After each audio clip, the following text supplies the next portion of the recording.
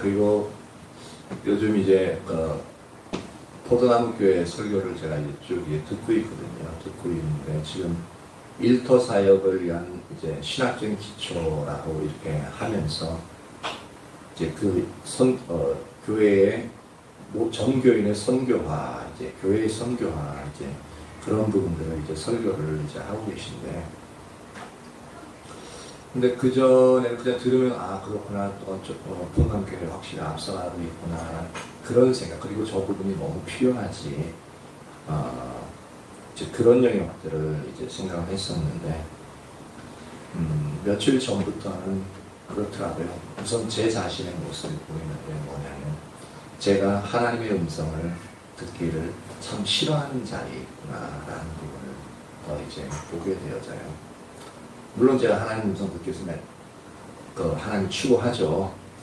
추구하는데 이 말이 무슨 뜻이냐면, 우리가 듣기 원하는 하나님의 음성, 하나님 주시는 감동들, 이런 부분들은요, 우리가 알고 있고 우리가 듣기 좋은 소리로만 들려지지 않는다는 겁니다. 때로는요, 우리가 가장 미워하는 사람으로부터 하나님의 음성이 들려져요. 근데 우리는 그걸 하나님의 음성을 여기지 않죠. 그냥 확 네가 뭔데 그렇게 이제 말을 하죠. 그러면서 흘려버려요. 오히려 그냥 내가 너 때문에 받은 상처 얼만데 하면서 막 싸워버리죠. 이게 하나님 음성입니다. 전혀 캐치를 못하죠. 그리고 두 번째는 가장 가까운 사람, 가장 염려해주는 사람을 통해서 이제 전해지는데, 근데 그것을 뭐냐면 잔소리로 들어버려요. 기분 나쁜 소리로. 그 부분들이 딱 보여지면서, 아, 내가 하나님의 음성 듣기를, 하나님 알기를 추구한다고 하면서 내 중심 속에서는 아직 여전히 그 하나님이 내게 말씀하시는 영역들을 듣기 싫어하는 자리에 너무 많이 있구나. 그러니까 앞에 보이는 모습은 하나님을 추구하는데, 내 보이지 않는 영역에서, 어두운 영역에 아직까지 하나님의 그 음성 듣기를 좋아하지 않는 영역이 너무 많이 있다라는 부분을 이제 보여지고요. 또 이제 금요일 주민가 토요일 주민가인가 이렇게 씻으면서 비춰지는 게, 씻으면 항상 이제 오디오 성경을 틀어놓거든요. 틀어놓고 그때 에스겔서 34장인가 5장을 듣고 있는 그런 상황이었는데, 그것에서 하나님이 에스겔 선지자를 통해서 이스라엘 백성들 그 범죄한 영역들, 왜 하나님이 심판하는지, 그런 영역들을 쭉 이제 계속 이제 얘기하고 있는데, 그걸 딱 들으면서 비춰지는 게,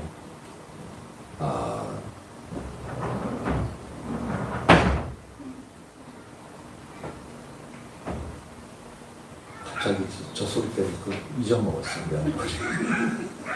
아이, 요새 자꾸 이런 일들이 빈번하게 발생하는 거예요.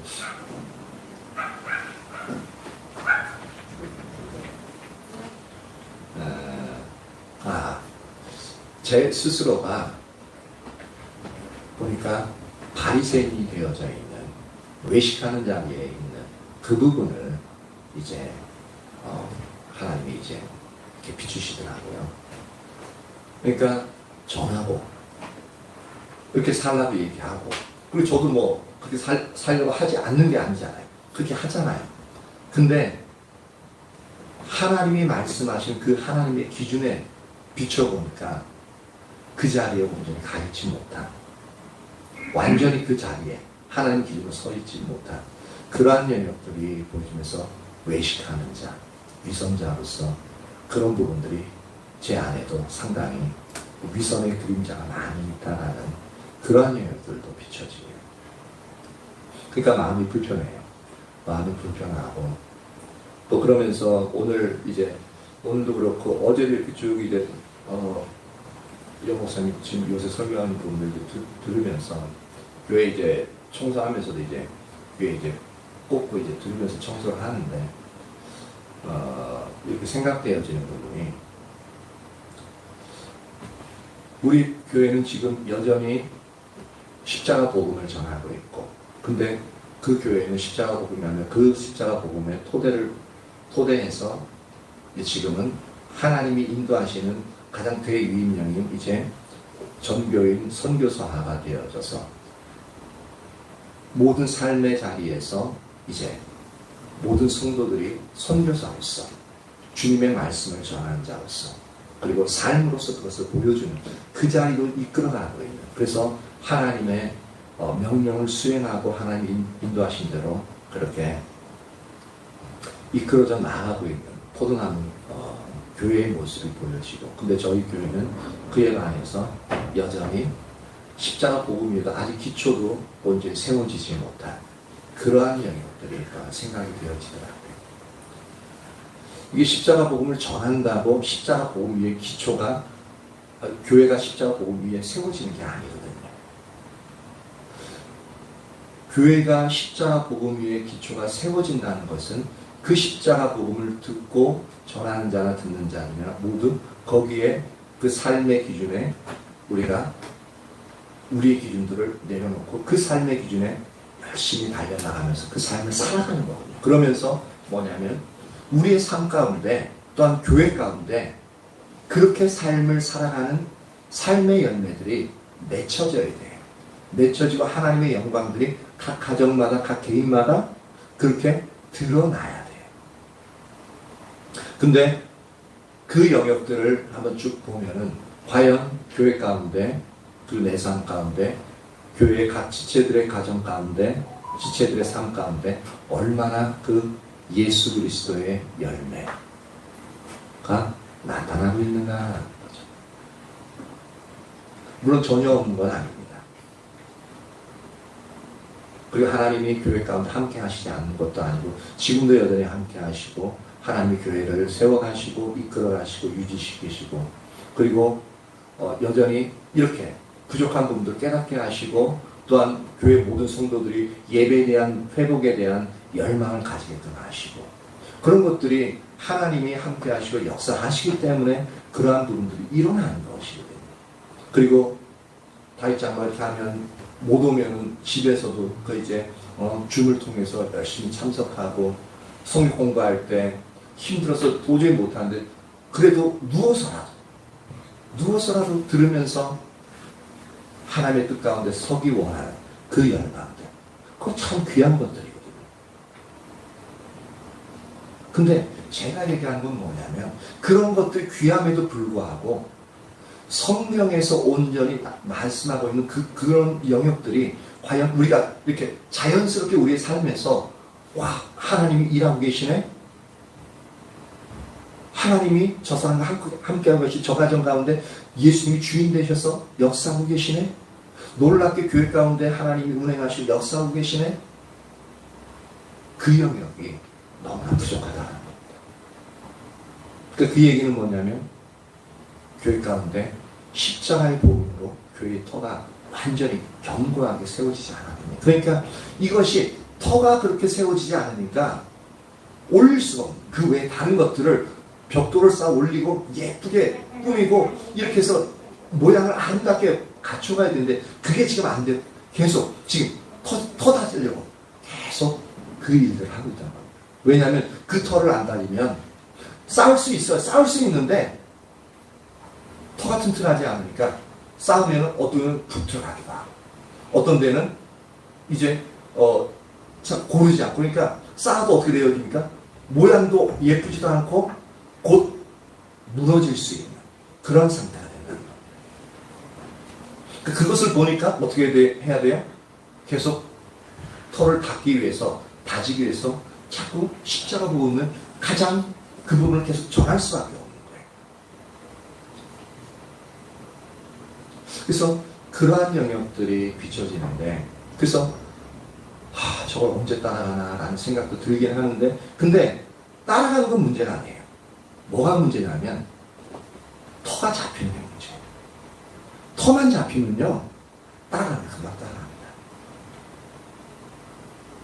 근데 대부분은 터도 안 잡혀있는 상태에서 자꾸 새로운 거 하니까 새로운 거 자꾸 저게 맞아 저게 맞아 자꾸 따라가다 보니까 이게 괴리가 더 생기고 저렇게 똑같이 하는데 왜 안 되지? 그렇게 되어지고 똑같은 일들이 발생하지 않고 오히려 더 힘들고 막 교회 가운데 약간 혼란도 생기고 이제 그런 영역들이 실제로 성교 내에서 그러다 보니까 그게 안 되니까 나름대로 이제 다른 영역들을 이제 요 정도 됐으니까 다른데 이제 좀 신선한 것들 이제 공부하고 전하고 그런 영역들이 선교에 연합하는 교회 가운데 일어나고 있는 경우들이 많이 있습니다. 그러면 이게 어떻게 되면 뒤섞여가지고 짬뽕이 돼요. 저 짬뽕 되게 좋아하는데. 근데 신앙에 있을 짬뽕은 이거는 이도저도 아닌 겁니다. 선이 분명해야 돼요. 선이 분명하고 무엇을 하는지 분명하고 어떻게 해야 되는지 그게 분명해야 돼요. 이것저것 다 섞여서는 안 돼요.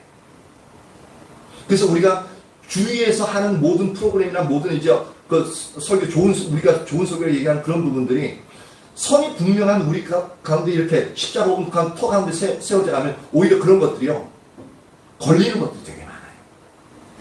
좋은 것임에도 불구하고 그 교회는 좋을 수 있는데 근데 이 십자가 복음에서 온전히 세워서 하나님 교회 주신 그 비전을 따라가는 데 있어서는 그 영역들이 들어오면요 교회가 막 흔들리고 잘 안 되는 것들이 많기 때문에 좋은 것임에도 불구하고 그것은 우리 교회에 맞지 않는 것들이 되게 많습니다. 그렇기 때문에 지금 이 시점에서 다른 좋은 것들을 이렇게 들여와서 그 교회에서 효과가 있음에도 불구하고 우리 교회에서는 그 부분들이 도입하면 안 되는 영역들이 많이 있습니다.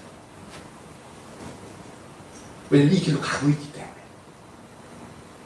그래서 그런 부분들 하나하나가 이제 비춰집니다. 그러니까 좀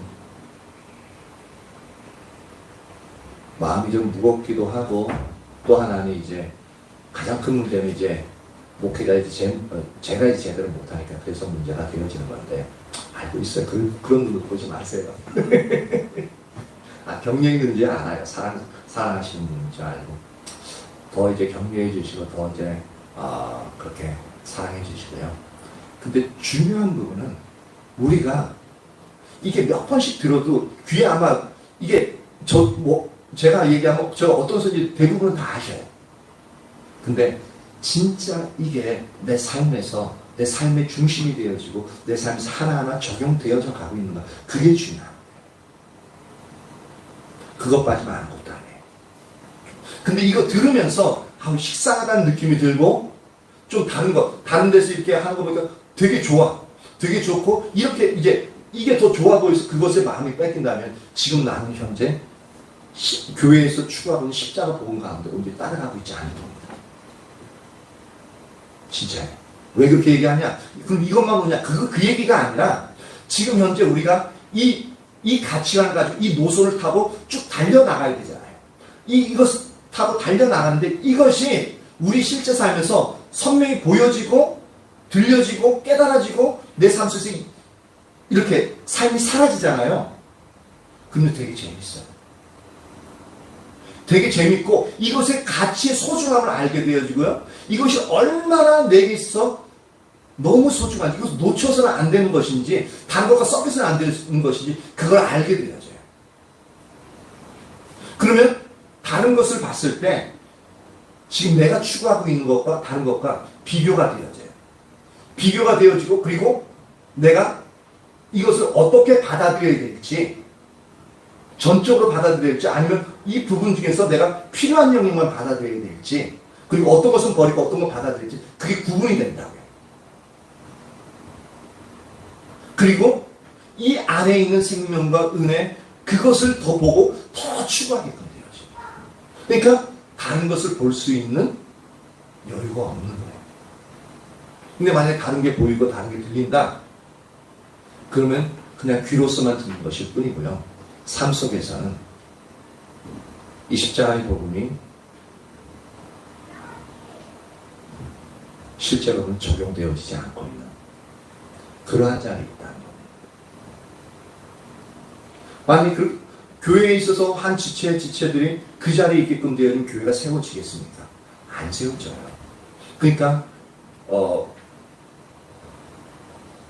이 전하는 자로서도 제가 서 있어야 될 올바른 자리에 서 있어야겠지만 여러분들 따라오는 여러분들에 있어서도 지금 현재 여러분이 어느 자리에 서 있어야 될지, 그리고 어떻게 따라가고 어떻게 추구해야 될지, 그 영역들을 분명히 보셔야 돼요.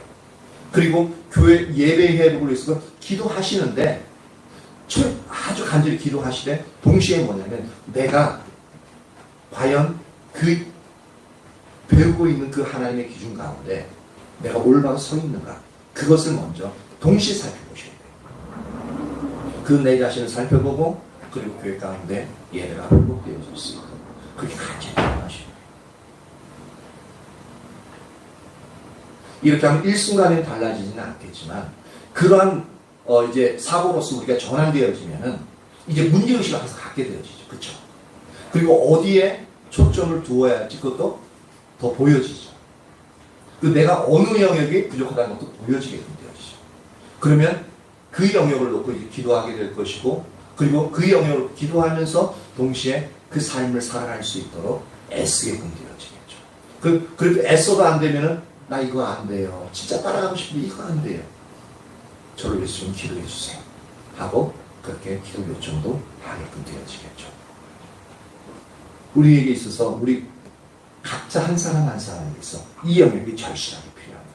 만약에 이 부분들이 우리 모두가 그런 생각을 가지게 되어지고 그러한 자세로 지금 이제 예배드리고 그 다음 삶 가운데 이렇게 서게끔 이제 삶을 살아가는 자세가 그렇게 딱 잡히면 우리 교회도요 금방 변합니다. 목회자인 저도, 그리고 따라오는 여러분도 금방 변하고, 그리고 교회 가운데 생기가 있게 되어지고 기쁨과 소망, 기대, 그 다음 만족감, 그리고 주를 향한 열망들이 점점 자라나게 될 겁니다. 진짜 그렇게 자라났으면 좋겠어요. 그럼요, 조그만 교회고 약한 교회지만 그 별로 문제가 안 됩니다. 그리고 저만치 앞서가 있는 것 같은 이제 달려나가는 이제 리더 교회라고 하지만 우리는 비행기 타고 쫓아가면 되죠. 자동차 타고 쫓아가면 되죠. 그럼 금방 쫓아가요. 아니, 자동차 못 타고 갔습니까? 타요. 자동차는 KTX 타고 가면 돼요. 갈 수 있어요. 근데 중요한 것은 출발점이죠. 올림픽에서도 보니까 이제 육상 경기할 때 출발 부정 2번인가 3번대는 탈락됐더라. 출발점, 터를 잡는 거. 오늘도 터에 대해서 얘기할 텐데 그거 안 되면은 절대로 못 쫓아갑니다. 근데 그게 되면 우리도 따라갈 수 있어요. 지금 대만에 있는 다이짱마 교회 보니까 초소를 세우는데 5군데가 6군데 지금 더 세워져 가지고 하거든요. 예? 7군데? 7군데. 제가 잘못 봤어요. 누님이시니까 더 잘 알죠? 네? 카톡으로 와요. 너무 귀하죠. 이 대만에도 복음이 전하기 쉬운 데는 아닙니다. 근데 성령이 함께 하시고 하나님 일해 가시다 보니까 그 교회를 통해서 놀랍게 일하고 계시는 거거든요. 근데 그러니까 모든 교회, 그렇게 하나님 역사하시는 교회들에 있어서 공통점이 뭐냐면 십자가의 복음이 그 교회 가운데 잘 세워져 있기 때문이었습니다. 삶 가운데 그 열매가 드러나기 때문이었습니다. 저와 여러분 모두가 그것을 보시고 달려가기 바랍니다. 저 지금 현재 저희 가정도 힘들고 상황도 힘들고 문제 여러 가지인데 있죠. 근데 있잖아요. 이 십자가 복음에 선다는 것은 하나님의 기준 위에 선다는 거고, 그 하나님의 기준은 하나님 기준대로 우리가 삶을 걸 때 하나님이 우리의 삶 속에 있는 문제들을 해결해 주셔요. 그 염려하지 마세요. 지금 해결 안 되는 이유는 뭐냐면 그 하나님 기준에 내가 서지 않기 때문에. 자꾸 이거 보는 게 아니라 문제와 환경, 사람 보니까 더 속만 답답해요. 두려움과 염려와 근심, 걱정만 있게끔 되어지고 탈진하게 되어지고 어떤 소망도 안 보이게끔 되어지고. 근데 하나님이 보이고 하나님이 행하시는 게 보이면은 지금 현재는 내가 원하는 것들이 이루어지지 않고 안 보여도 하나님이 보이면 그때부터 해결 방법이 보이고 소망이 보이고 기대가 하게 되어지게. 그렇게 안 되니까 지금 힘든 거예요. 저와 여러분 모두에게 지금 우리가 보아야 할 것, 우리가 추구해야 될 영역들이 어떤 것인지 선명하게 보여지길 예수님으로 축복합니다. 이 영역이 너무너무 필요합니다.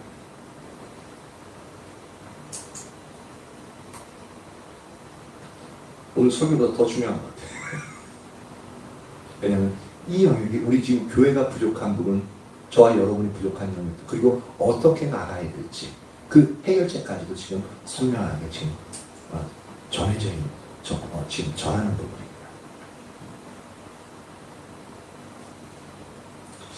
홍목기도 이제 예배 말미에 그렇게 하도록 하고 곧장 이제 설교 들어가도록 하겠습니다. 흐름이 끊어지도록 해가지고 우리가 이제 십자가에 의한 삶을 이제 하고 있는데 그 첫 번째로 십자가의 복음에 대해서 쭉 얘기하고 있죠. 우리가 이제 그래서 영역들을 살펴봤던 게 우리가 전해야 할 복음은 십자가의 복음임을 이제 살펴봤고요. 그리고 십자가 복음에 있는 놀라운 능력에 대해서도 우리가 살펴봤죠. 그리고 세 번째로 이 십자가의 능력된 세상적인 지혜가 어떻게 작용하는지에 대해서도 우리가 살펴봤습니다. 그래서 오늘은 이제 무엇을 살펴볼 거냐면은 복음은 인격체라는 그 영역을 살펴보려고 합니다. 이 영역들이 우리가 여러 번 들어서 복음은 인격체다. 이 소리는 잘 알아요. 근데 이것이 복음은 인격체란 그 진정한 의미는 우리가 이거 제가 준비하면서 저 스스로도 이 영역에 있어서 알 듯 말 듯 그러면서 알기도 하고 모르기도 하는 그런 아주 선명하지 않는 그 제 자신의 모습도 이제 비춰지는 거 보면은 저라는 제가 그런 상태에 있으면 듣는 분들은 그냥 지식적으로만 그냥 복음은 인격체다라는 그 영역으로서만 그치고 있는 경우가 많이 있겠다라는 생각이 들더라고요. 지금도 이제 기도하면서 들으십시오. 성령님 비춰주십시오. 복음은 인격체다. 그래서 첫 번째로 복음의 성격에 대해서 살펴보는데요. 십자가의 그 놀라운 능력을 우리의 삶 속에서 날마다 경험하기 위해서 반드시 복음의 성격, 즉 복음의 특징을 바로 우리가 올바로 이해해야 됩니다. 즉 십자가의 복음 안에 있는 놀라운 능력이 뭐라고 우리가 배웠나요? 십자가 복음 안에는 놀라운 능력. 그것은 한 몇 가지를 제가 얘기했는데 아주 많이 있는데 그 몇 가지 얘기했던 것이 첫 번째가 영혼을 구원하는 능력이 있다라고 말씀드렸죠. 그리고 세상과 우리 육신을 이길 수 있는 그 능력이 이 십자가의 복음 안에 들어있다고 말씀드렸습니다. 그리고 세 번째로 말씀드렸던 것은 뭐냐면 치유의 능력이 이 십자가의 복음 안에 들어있다고 말씀드렸죠. 그리고 사단의 권세를 멸하는 하나님의 능력이 이 십자가의 복음 안에 들어있다고 말씀드렸습니다. 더 얘기하자면 사람을 근본적으로 변화시키는 그 능력이 바로 이 십자가의 복음 안에 들어있다고요. 지긋지긋하게 안 바뀌는 사람들이 있죠. 가장 먼저는 우리 자신. 그리고 우리 주위에 생각나는 사람들이 있죠. 지긋지긋하게 안 바뀌는 사람들. 근데 이 십자가의 복음 안에 그 사람을 변화시키는 능력이 들어있다. 그래서 이 놀라운 능력을 우리의 삶 속에서 날마다 경험하기 위해서는 바로 반드시 십자가의 복음의 성격을 올바로 이해해야 한다는 겁니다. 성경이 말하는 복음은 예수님에 관한 몇 가지 이론적인 사실들이 아니다라는 것을 우리가 분명히 인식해야 됩니다. 몇 가지 이론적인 사실, 예를 들자면 이겁니다. 예수님은 하나님의 아들로서 우리를 사랑하십니다. 진리 맞죠? 사실 맞죠? 근데 이것이 성경이 말하는 복음 그 자체는 아니다라는 거예요. 이 진리가 맞으면 불구하고. 그리고 성경이 말하는 복음은 예수님의 십자가에 대한 추상적인 개념도 아니다라는 겁니다. 십자가에 대한 추상적인 개념. 이게 어떤 걸 의미하냐면, 여러분 이런 설교들 들어보셨을 겁니다. 십자가 하면 여기 있는데, 이 수직적인 부분. 이 수직적인 부분을 뭘 상징한다고 이제 많이 얘기를 들었냐면, 이제 하나님과 우리와의 관계가 이어주는 그런 다리와 같은 역할을 하는 게 바로 십자가다. 그래서 이 부분은 그 하나님과 우리 인간과의 관계를 이어주는 부분이다. 그것을 상징한다라고 얘기합니다. 그리고 이 수평적인 부분은 인간과 인간을 연결해주는 부분을 상징한다라고 합니다. 그래서 이 십자가는 하나님과 우리 인간과의 사이를 화목케 하셨고, 사람 사이의 관계를 화목케 하는 그 상징이 되어진다라고 얘기를 합니다. 이 추상적인 이 부분은 이제 우리 교리적인 부분에서 이제 우리 신학자들이나 목회자들이 그 추상적인 개념을 이제 성경적으로 뽑아낸 부분입니다. 근데 성경이 말하는 부분은, 복음은 이 십자가에 대한, 예수님의 십자가에 대한 추상적인 개념을 말하는 것이 아니다라는 겁니다. 근데 이것이 틀린 말이 아니요, 맞아요. 맞는 말임에도 불구하고 성경이 말하는 복음은 아니다라는 겁니다. 그리고 성경이 말하는 복음은 예수님의 십자가에 대한 사실적인 진리의 나열도 아니라는 겁니다. 즉 예수님이 직접 제물이 되어서 십자가에 달려 죽으심으로 말미암아 우리 죄를 용서하시고 3일 만에 다시 부활하심으로 말미암아 우리를 의롭다 하신 이 진리의 사실입니다. 우리가 근데 그걸 복음 전하고 그것을 우리가 믿잖아요. 그렇죠? 근데 성경이 말하는 복음은 이 예수 그리스도의 십자가에 대한 진리의 나열도 아니다라는 겁니다. 그럼 이게 틀리냐? 아니요, 틀렸다는 게 아니라 성경이 말하고자 하는 근본적인 핵심은 아니라, 이것이 뭐냐면 여태까지 말했던 것은 수박이 있으면 수박의 겉모양을 말하는 겁니다. 수박은 꼭지가 있고 줄무늬가 있고 그래서 동그랗게 이 정도고 껍데기는 어느 정도고 그 속에는 깨면은 이제 붉은, 아주 붉은, 그래서 달콤하고 시원한 여름에는 최고의 과일이 바로 수박이다. 이렇게 얘기하는 게 지금 우리가 복음 전에 예수님이 3일만 십자가에 달려 죽으셔서 우리 죄를 다 씻으시고 3일 만에 다시 부활하셔서 우리를 의롭다 하신 이런 일반적인 예수님에 관한 진리들이 바로 겉모양, 피상적 겉모양에 대한 설명이라고. 그것이 근데 중요하지 않느냐? 아니, 그것도 중요해요. 근데 그것만 가지고서는 진짜 수박에 알 수가 없어요. 맞죠? 수박은 어떻게 수박을 알 수 있어요? 먹어봐야 돼. 제일 간단한 거. 먹어봐야 돼. 먹어보면은 수박이 진짜, 그렇구나. 이게 수박이구나. 제가 말하던 수박이 바로 이런 거구나. 먹어봐야. 그쵸? 마찬가지로 성경이 말하는 것은 우리가 수박을 먹어봐야 하는 것이, 성경이 말하는 것은 뭐냐면 바로 인격체라는 겁니다. 또 이렇게 얘기하니까 잘 모를 수 있어요. 즉 십자가의 복음은 십자가에 못 박히신 예수 그리스도 그분이에요. 이게 잘 며칠 안 될 수 있는데 기도하면서 들으십시오. 그래서 사도 바울은 복음에 대해서 어떻게 얘기하는지 우리가 하나하나 살펴보려고 합니다. 로마서 1장 16절. 로마서 1장 16절.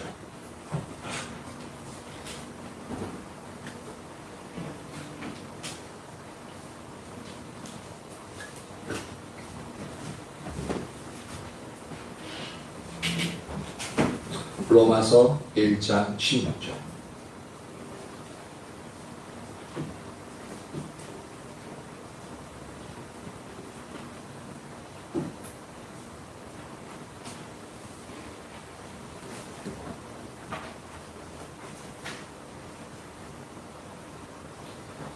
다 같이 읽습니다. 시작. 내가 복음을 부끄러워하지 아니하노니 이 복음은 모든 믿는 자에게 구원을 주시는 하나님의 능력이 됨이라. 먼저는 유대인에게요 그리고 헬라인에게로다. 근데 우리가 기존에 알고 있는 복음은 부끄러워하지 않으니, 그러니까 복음을 전하는 부분에 있어서 부끄러워하지 않으니 이 복음은 모든 믿는 자에게 구원을 주시는 하나님의 능력이 됩니다. 근데 여기서 이 사도 바울이 예수님을 전하는 것을 복음이라는 단어로 딱 얘기하고 있잖아요. 그렇죠? 근데 여기서 약간 부자연스러운 부분이 있어요.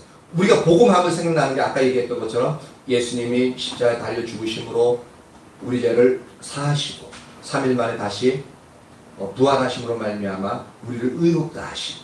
그래서 그런 영역을 우리 복음으로 인식하고 그것을 전하잖아요. 그것이 복음이 아니라는 얘기가 아닙니다. 그게 복음 맞아요. 근데 그렇게 전하는데, 근데 그것은 보면 우리가 일반적인 우리 기독교에 있어서 가장 기본적인 교리이자 가장 핵심적인 교리잖아요. 그렇죠? 가장 중요한 부분이에요. 근데 이 복음이 뭐냐면은 아까 이제 16절에 보니까 이 복음은 모든 믿는 자에게 구원을 주시는 이라고 표현하고 있어요. 복음이 뭐 한다고요? 구원을 주신다라고 말하고 있어요. 여기서 복음 자체를 존칭어를 쓰고 있어요. 우리가 알고 있는 대로 표현하자면 이 복음을 듣고 믿음으로 말미암아 우리 구원을 얻어. 이렇게 우리가 일반적으로 이제 복음을 이해하잖아요. 그렇죠? 근데 여기서는 1장 16절에서 얘기하는 게 이 복음은 모든 믿는 자에게 구원을 주시는 하나님의 능력이 된다라고 하고 있는데, 구원을 주시는 주체자가 누구예요? 이 문장에서 복음이 준다라고 얘기하고 있습니다.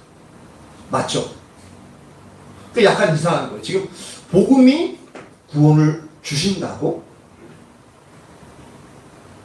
그래서 약간 이 글을 읽으면서 약간 갸우뚱해야 됩니다. 약간 우리가 일반적으로 알고 있는 부분은 약간 약간 이제 다르게 표현되어 있잖아요. 그럼 왜 사도 바울이 이렇게 표현하고 있느냐라는 거죠. 그러니까 복음에 대한 개념이 우리랑 약간은 알고 있는 부분과 약간 다르다는 거예요. 그렇죠? 그래서 고린도전서 1장 17절 18절로 넘어갑니다. 고린도전서입니다. 고린도전서 1장 17절 18절. 고린도전서 1장 17절 18절.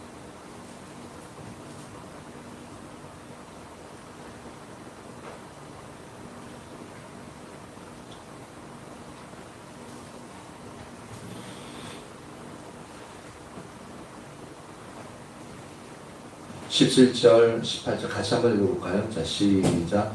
그리스도께서 나를 보내심은 세례를 베풀게 하려 하심이 아니요 오직 복음을 전하게 하려 하심이로되 말의 지혜로 하지 아니하면 그리스도의 십자가가 헛되지 않게 하려 함이라. 십자가의 도가 멸망하는 자들에게는 미련한 것이요 구원을 받는 우리에게는 하나님의 능력이라. 보십시오. 여기서 보면 이제 일반적으로 우리가 이제 알고 있는 복음의 개념을 설명하고 있어요. 그래서 오직 예수님이 나를 보내신 것은 세례를 전하도록 베풀게 하기 위해서가 아니라 복음을 전하게 하기 위해서다라고, 우리가 일반적으로 알고 있는 복음의 개념이 있다 보니까 복음을 전한다는 그 개념하고 똑같이 이제 맞아 떨어지죠. 그렇죠? 그러면서 이것을 말의 지혜로 하지 않고 그리스도 십자가가 하지 않은 그리스도의 십자가가 헛되지 않게 하려 합니다 라고 말하면서 이 복음을 다른 언어로 표현합니다. 18절에 십자가의 도라는 부분으로서 이 복음을 표현하고 있습니다. 그러니까 사도 바울이 전했던 복음은 십자가에 관한 하나님의 진리라는 그런 의미입니다. 십자가의 도라고 표현하고 있습니다.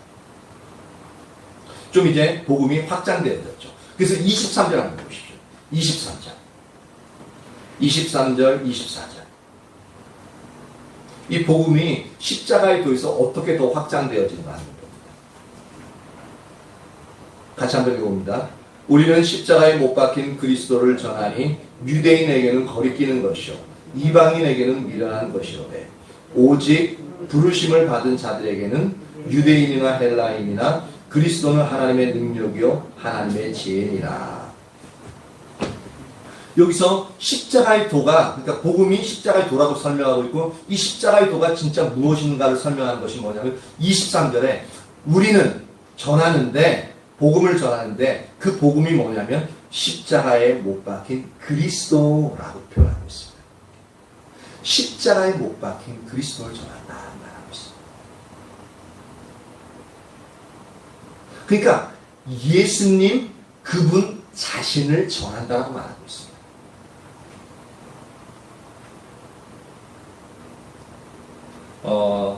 그래서 우리가 잘 이해를 하지 못하는 부분이 뭐냐면, 아니 저도 십자가에 못 박힌 그리스도를 전하는데요. 예수님이 십자가에 못 박혀서 우리 죄를 위해 돌아가셨고, 우리 죄를 다 용서하시고 예수님 다시 살아나시고 말면 우리 의롭다 하고 받은 거 아닙니까? 그게 십자가에 못 박힌 그리스도를 전하는 게 아닙니까? 근데 그게 똑같은 거 같죠. 구분이 잘 안 가죠. 근데요, 굉장히 틀려요. 그래서 지금 성령님의 도우심이 필요해서, 그래서 계속적으로 기도하십시오. 제가 말하는 게 어떻게 제가 설명하고자 하는 부분들이 선명하게 이해될 수 있도록 그렇게 좀 기도하시면서 들어보십시오. 사도 바울은 이 똑같은 말을 하고 똑같은 복음을 전했는데도 그에게는 복음이 인격체로서 전해졌습니다. 근데 왜 우리 똑같은 말을 하는데 우리는 이론으로서만 전해질까라는 겁니다. 뭐가 차이냐라는 거죠. 왜냐하면 복음에 대한 인식의 차이입니다. 사도 바울은 복음을 인격체로 이해하고 있습니다. 아까 그래서 복음 자체 로마서 1장 16절에 구원을 주시는 이라고 표현하고 있죠. 그래서 복음 자체를 하나의 인격체로 인식하고 있기 때문에 이런 표현이 가능한 겁니다. 하나의 이론이 아니라, 똑같은 말을 해도 하나의 이론이 아니라 하나의 인격체로서 인식하고 그분을 전하기 때문에 이 말들이 나온다고요. 그리고 복음을 십자가에 달리신 예수 그리스도라고 표현하고 있는 겁니다.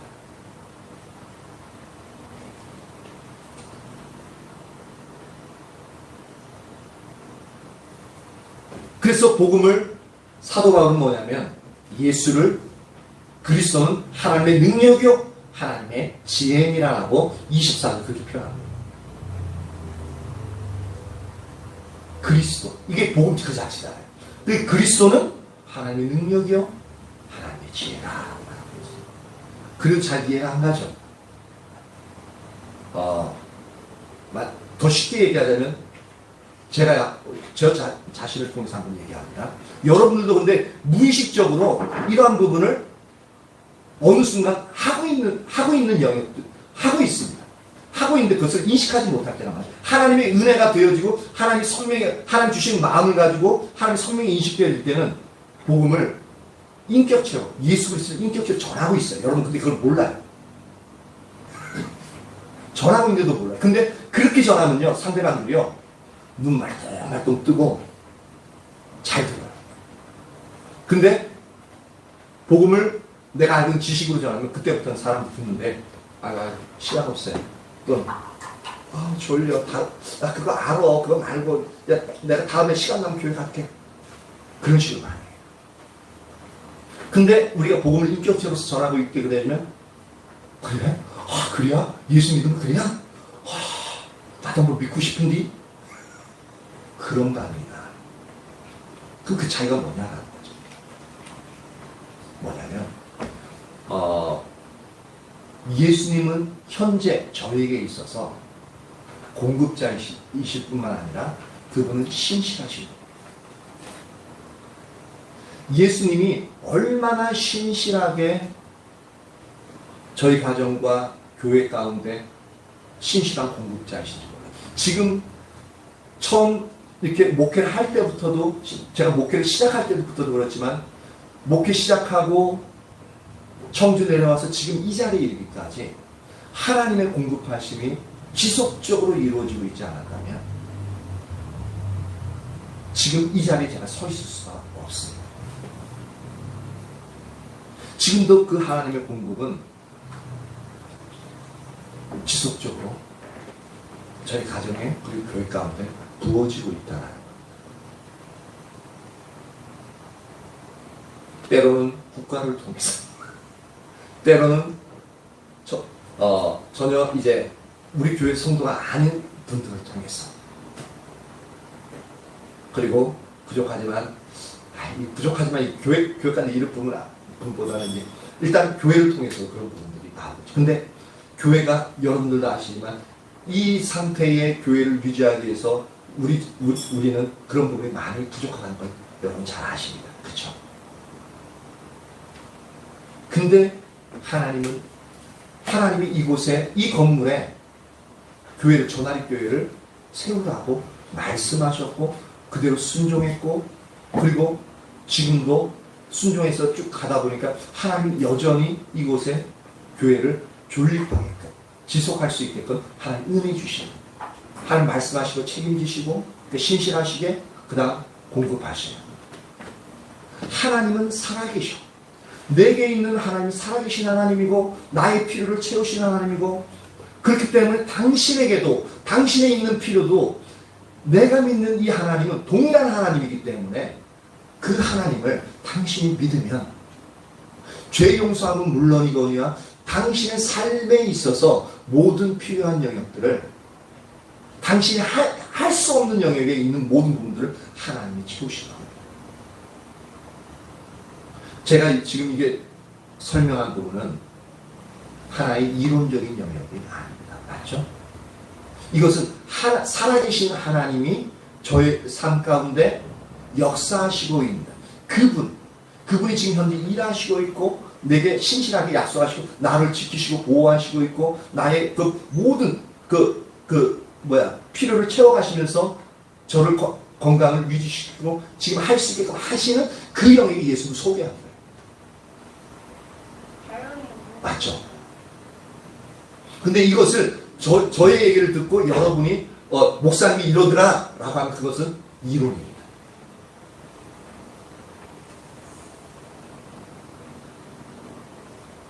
근데 지금 제가 얘기한 이 영역은 살아계신, 내 안에 살아계신다, 나와 함께 역사하시는 예수님을 전한 거예요. 이것이 바로 복음은 인격체라는. 그래서 사도 바울은 그리스도는 하나님의 능력이요, 그리스도는 하나님의 지혜다라고 곧장 얘기합니다. 이 얘기를 듣고 보니까 어느 정도 이 부분이 이해가 가죠. 그러니까 어떤 때는 여러분들도 복음을 인격체로 인식하고, 인식해서 그렇게 한 건 아니지만 예수님에 관해서 그렇게 얘기하면서 복음을 전했던 기억이 있었던 것이 기억나시죠? 그게 바로 복음을 인격체에서 증거합니다.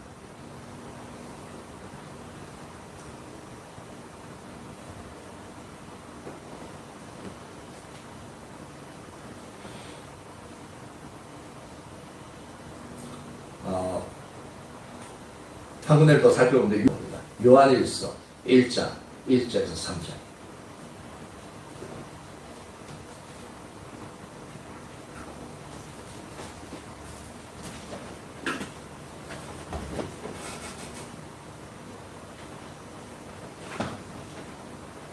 요한일서 1장 1절에서 3절입니다.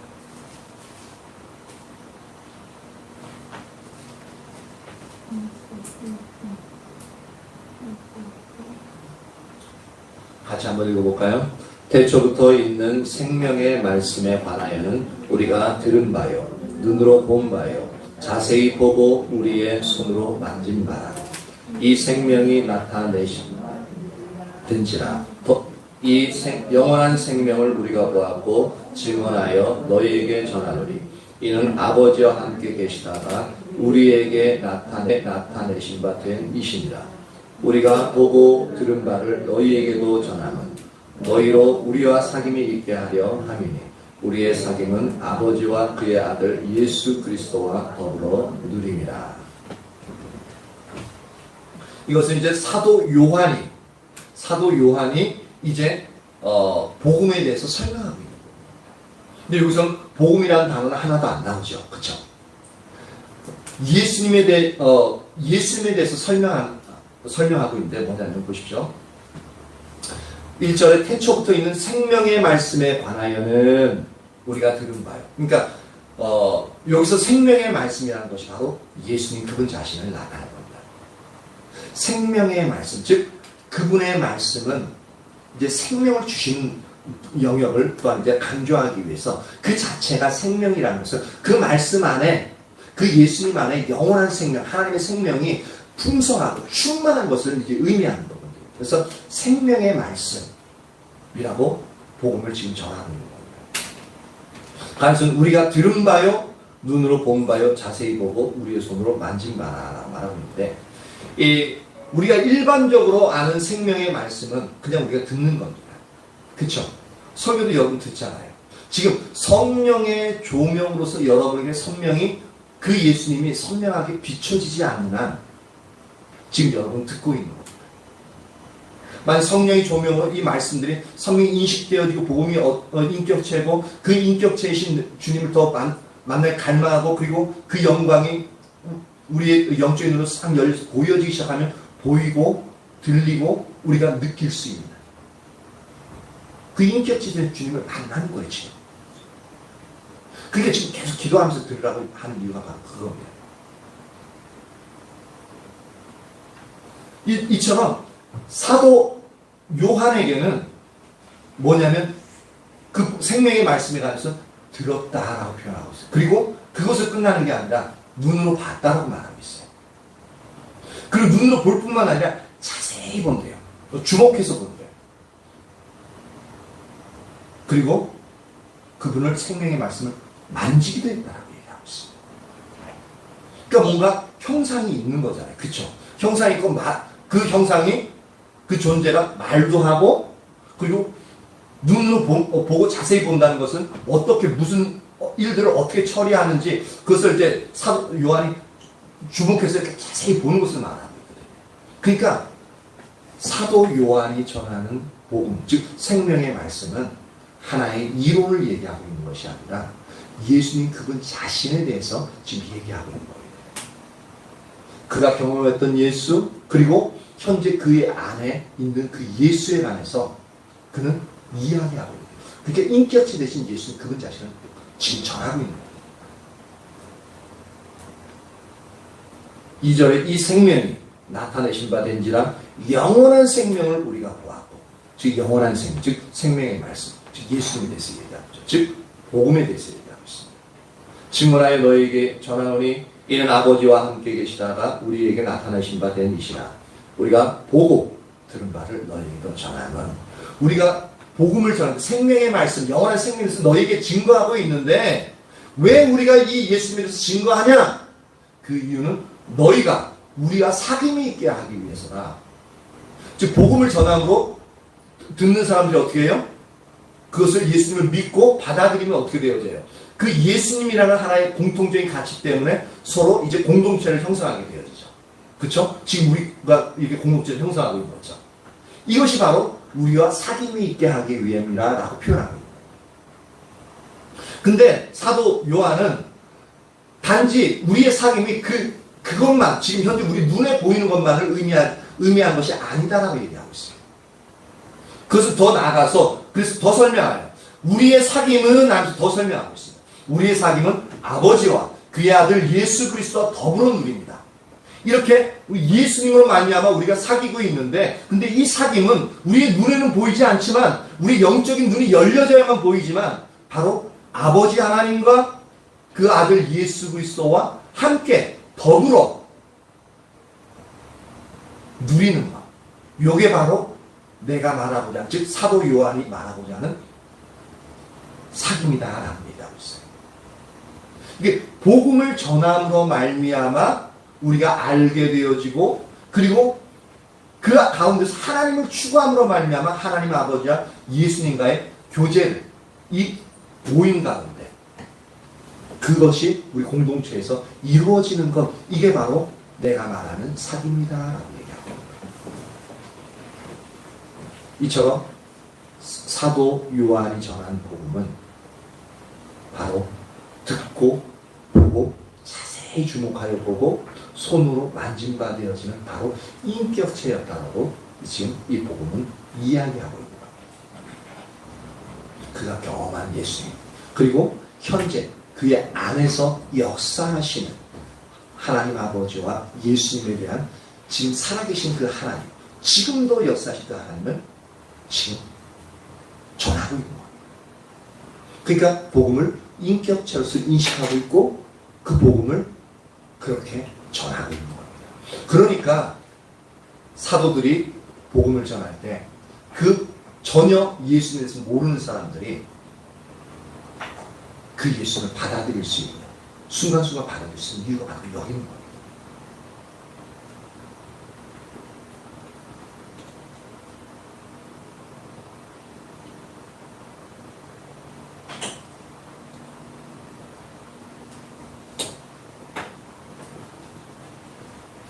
그래서 제자들 같은 경우는 복음을 전할 때 예수님의 마음을 전할 수 있었어요. 지금 현재 예수님이 영혼들을 보시면서 어떤 마음을 가지고 있는지, 긍휼의 마음인지 사랑하는 마음인지 또 그런 마음들을 알 수가 있었습니다. 알 수 있었기 때문에 그 똑같은 마음을 가지고 영혼들을 대할 수 있었던 거죠. 그러니까 자신들의 모든 것을 생명까지도 아끼지 않고 예수님의 마음, 현재 그들 속에 살아계시는 예수님을 마음을 가지고 그들을 대할 수 있었고, 예수님이 전하기 원하시는 그들에게, 사람마다요 필요한 영역들 다 다릅니다. 예수님도요 여러분에게 처음 다가오신 예수님과 저에게 다가오신 예수님은 완전히 다를 수 있습니다. 왜냐하면 그때마다 그 사람이 필요한 영역에 연약한 부분을 하나님이 만지시면서 들어오시고, 그러니까 복음의 모양이 다 달라요. 근데 근본적인 건 똑같죠. 왜냐하면 인격체 되신 예수님. 이 복음이 인격체이다 보니까 각자 한 사람 한 사람이 다 각자 다르게 예수님이 다가오실 수 있는 이유가 바로 거기 있습니다. 만약에 복음이 하나의 그냥 일반적인 그 사실이라면 다 다르게 다가오지 않습니다. 다 똑같이 다가와요. 왜냐하면 이론적인 사실은 동일합니다. 그래서 여러분들에게 물어볼 때 예수님은 여러분 개인에게서 예수님은 어떤 분입니까? 라고 물어보면은 공통되는 부분도 있을 수 있지만 근데 각자 다 다르다고요. 왜냐하면 예수님, 그 복음 되신 예수님이 다 다르게 다가오시게 되었습니다. 살아있는 예수님. 이제 두 번째 살펴볼 것은 인격체이신 예수님을 만날 때 놀라운 변화가 일어난다는 겁니다. 그래서 그 예수님을, 인격체이신 예수님을 만나야만 우리가 진짜 은혜 받고 우리의 삶이 변하고 우리에게 있어서 놀라운 하나님의 영광이 우리의 삶 속에 나타날 수 있다. 이렇게 복음을 인격체에서 인식하지 않으면 이것 자체가 안 되겠죠. 그래서 복음은 인격체다라는 것. 그리고 그 예수님을 만날 때 우리에게는 놀라운 변화가 일어난다. 예수님에 관한 몇 가지 사실들을 듣는 것은 사람들에게 별다른 의미가 없을 수 있다는 것을 우리가 분명히 알아야 됩니다. 아까 말의 지혜, 지난주에 살펴봤을 때 말의 지혜를 통해서도 예수님을 전하면 믿는 사람들이 생긴다고요. 근데 근본적인 변화는 없다라는 것. 왜냐하면 예수 그리스도의 십자가의 능력이 복음에서 상실되어져 있기 때문에. 그래서 이론적인 믿음만 존재한다는 겁니다. 그래서 아덴에서 사도 바울이 그렇게 멋진 철학적인 설교를 했음에도 불구하고 예수를 믿는 사람들은 한 몇 명 안 됐다. 그것도 몇 명 안 됐는데 그 속에 예수 그리스도의 능력이 사라져 있었기 때문에 그들은 이론적인 호기심, 그래서 이론적으로만 받아들여진 그런 상태였을 거다라는 거예요. 그걸 갖다가 이제 고린도전서 2장과 1장에서 그것을 우리가 알 수가 있는 거죠.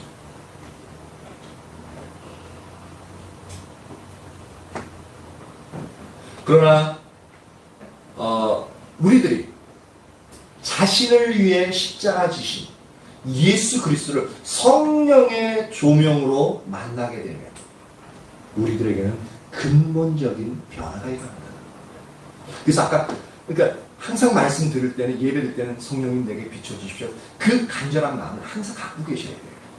그리고 말씀을 전하는 제 입장에서는 성령의 나타남과 즉 성령의 인도하심 따라 무엇을 전하고 어떻게 전할지 그것을 갖다가 하나님 앞에 인도함을 받아서 그렇게 전하는 게 절대적으로 필요해요. 그래야만 성령의 나타나심으로 말미암아 성령의 역사하심의 통로가 준비되어지는 거예요. 그러면 여러분들 간절히 성령님 깨닫게 해주십시오 하고 간절한 마음을 갖고 있으면 그것이 딱 맞아지면 어떻게 되어져요?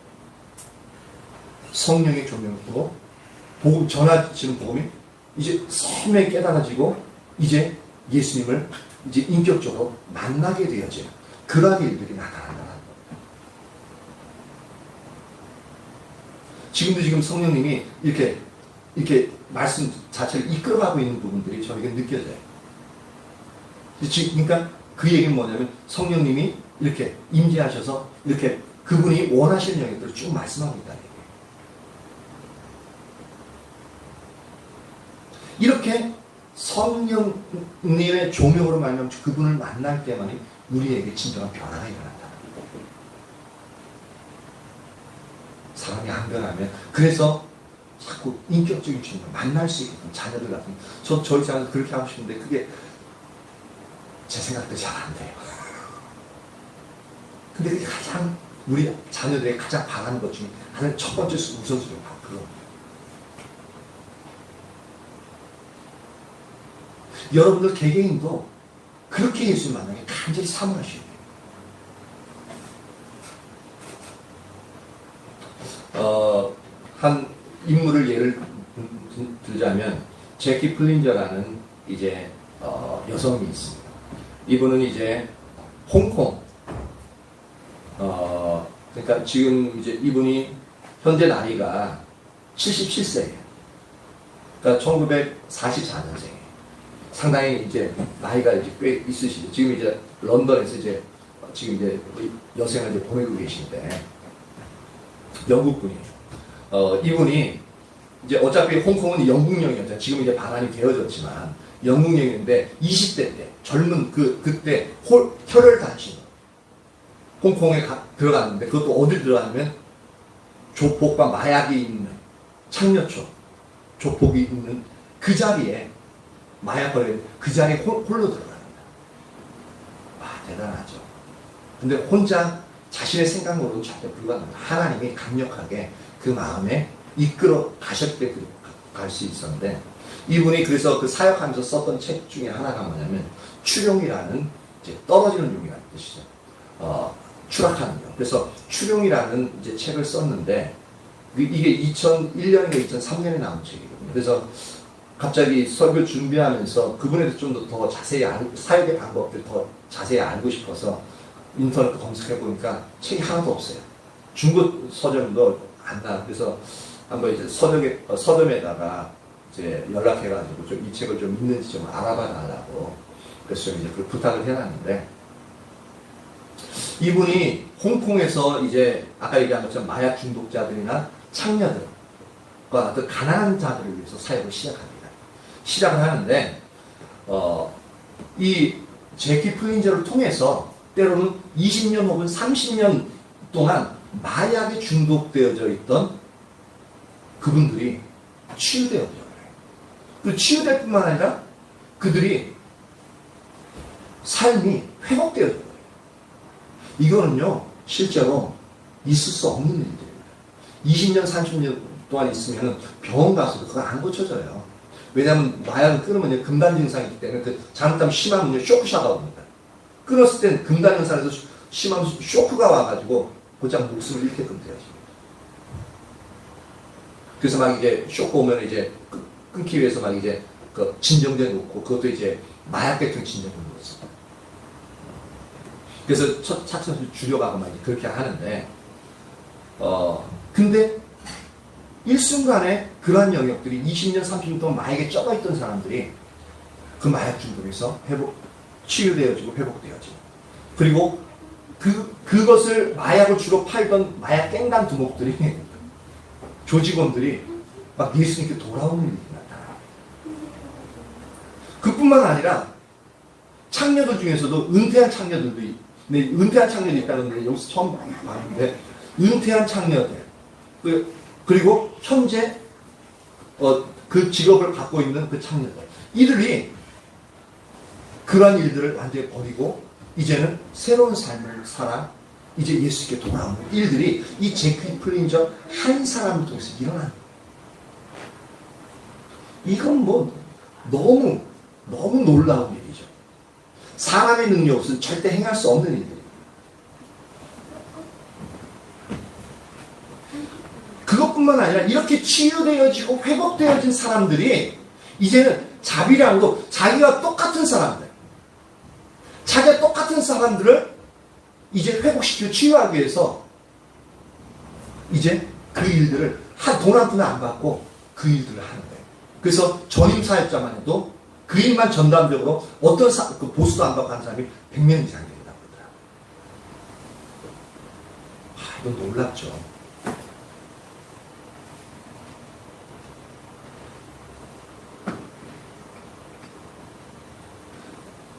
어떻게 이런 일들이 가능하겠느냐라는 거죠. 우리가 흔히 복음을 전할 때 예수님에 관한 몇 가지 복음에 관한 그 사실적인 진리들을 전하는 것, 그것을 전하고 그것을 들음으로 말미암아 그 영혼들이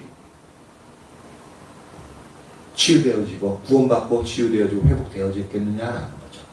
절대 불가능합니다. 왜냐하면 마약에 취해 있으면요 어떤 소리도 안 들립니다.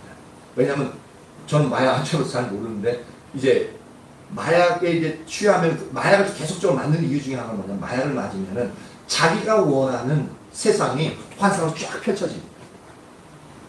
자기가 원하는 세상. 그리고 그렇게 그 세계 속에서 자기가 원하는 대로 다 상상이 다 그 부분들을 행할 수 있고 너무너무 기분이 좋아요. 그렇게 그 세계 속에서 빠져나오시겠습니까?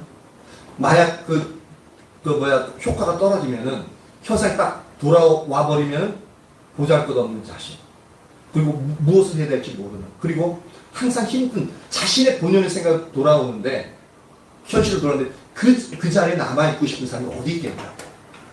그러니까 자꾸 두 번, 세 번 마약을 투여하는 이유가 거기 있습니다.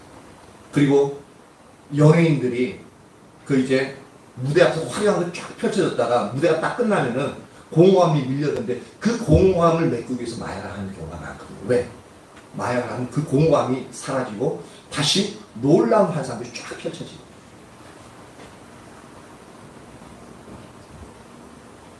그런 사람들에게 복음을 전해가지고 듣는다고요? 안 들어요. 들려지지조차도 않습니다. 그럼 도대체 무엇이 이 사람들을 회복시켰느냐라는 거죠. 그들은 자신들을 위해 십자가 지신 예수님을 그들 만났기 때문에 이 일들이 가능했습니다. 그럼 어떻게 만나냐고요? 바로 사역을 하는 이 제키 플린저의 사역의 방식입니다. 그것을 우리는 뭐냐면 십자가의 복음에 기초해서 성령의 능력으로 복음을 전할 때에 이 일들이 일어나거든요. 근데 한 가지 더 들어가는 영역들이 이 제키 플린저가 제가 이제 컨퍼런스 하면서 들었던 기억이 나는데 제키 플린저 팀들이 사역하는 방식을 보면 이렇게요.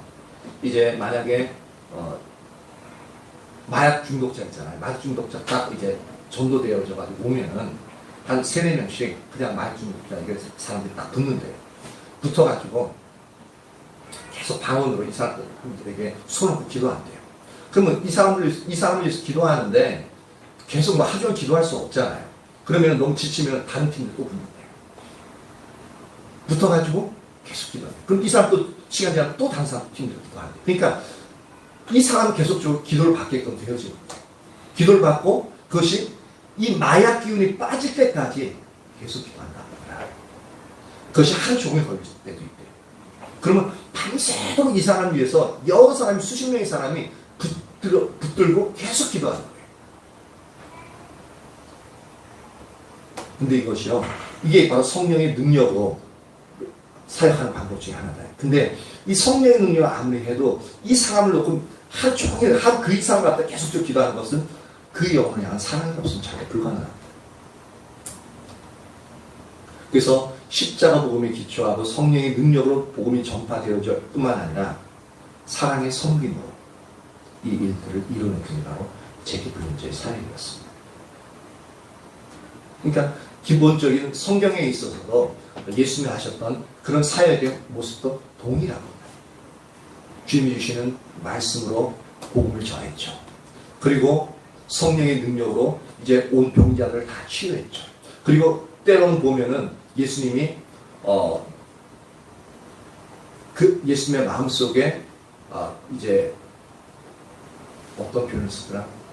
마음이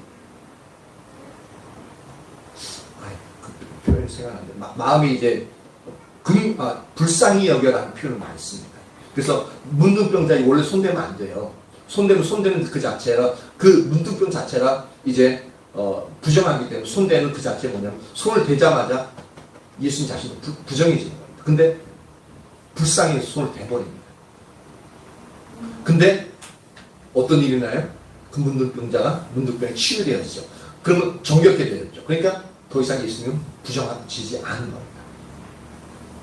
그래서 그 마음에 긍휼히 여기는 그 마음, 사랑의 성격이죠. 그러니까 예수님에게도 우리가 그 원리들을 잘 못 봐서 그렇지 그 영역들이 다 있는 거예요. 그 사역의 방식 그대로, 예수님의 사역 방식 그대로 제키 블린저는 혈혈 단신으로, 그것도 여성이 혼자서 그곳에서 그런 사역을 해서 놀라운 일들이 일어났대. 근데 제키 블린저의 남편이 거기에서 마약 조직의 두 보스인데 거기서 이제 회심하고 돌아온 사람. 그래서 막 이제 이길수 목사님 봤다 그랬나? 하여튼 그 집회할 때 한번 봤는데 이제 반팔 민소매 가지고 이제 그 기타 치면서 하더래요. 근데 온몸에 문신이 그래서 거리고 이제 찬양하고 그러더래요. 근데 거기서 완전 제키 블린저 같은 거기서 자신의 일생을 드리고 거기서 회심한 사람들과 같이 결혼해가지고 또 그들을 다시 섬겨요. 이게 하나님에 대한 사랑 그리고 영혼을 향한 사랑이 없어 절대 불가능하죠. 이게 바로 예수님을 이론으로 정하는 게 아니라 예수님을 인격체로서 먼저 제키 블린저를 만났고 그렇게 인식하면서 예수님 그분 자신 그분의 삶을 통해서 보여주는, 즉 예수님을 인격체로서 복음을 인격체로서 전하고 있었을 때 이 일들이 가능하다는 겁니다. 우리에게 있어서도 우리 한 사람 한 사람이 복음에 대한 어떠한 인식을 갖고 있느냐가 참 중요하다고 그랬어요.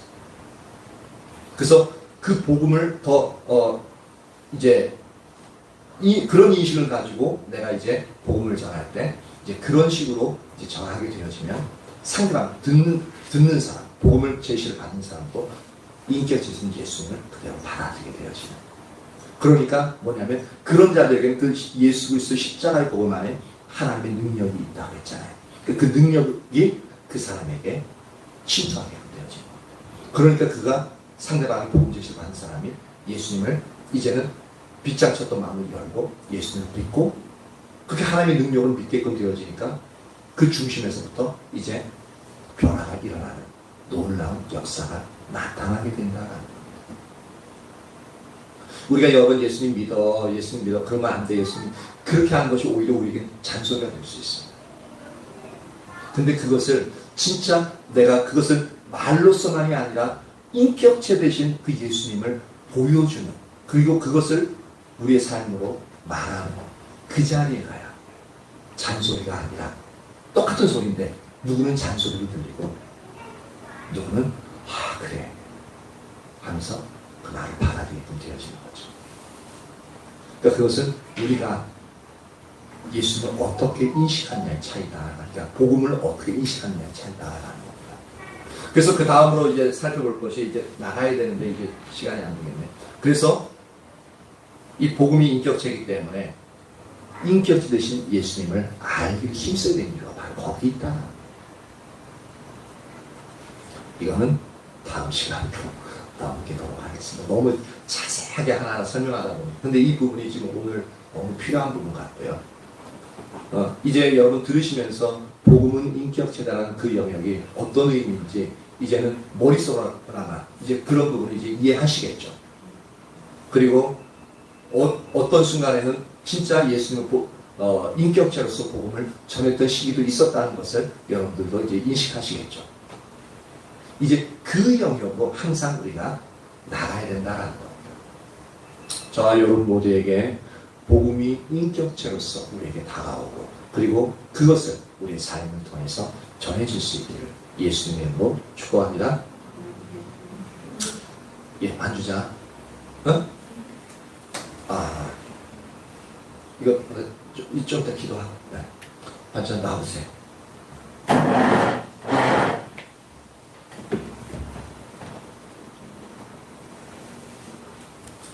네, 우리 은생들 나와서 아까 세 번째로 오직 예수뿐이네.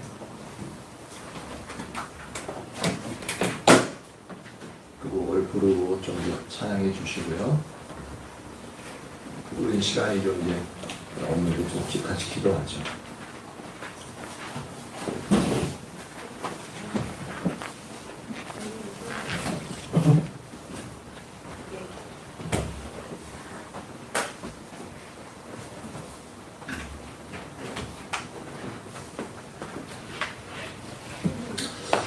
예, 기도하는데 성령님 우리 가운데 온전히 임하사 복음이 인격체라고 얘기를 들었는데 이제 머릿속으로도 이제 이론적으로도 이제 알고 어느 순간에는 복음을 그렇게 전한 적도 있었다는 것을 이제 인식하는데 우리의 삶 가운데서 진짜 이것이 흐려지지 아니하고 온전히 예수님을 그렇게 항상 인식하고 우리의 삶 가운데서 그렇게 복음을 전할 수 있는 그런 자리에 나갈 수 있도록 우리에게 은혜를 부어달라고 그렇게 잠깐 기도합니다. 할렐루야. 살아계신 하나님 감사와 찬양을 올려드립니다. 성령님이 임하시고 지혜와 함께 실력으로 우리에게 임하세요.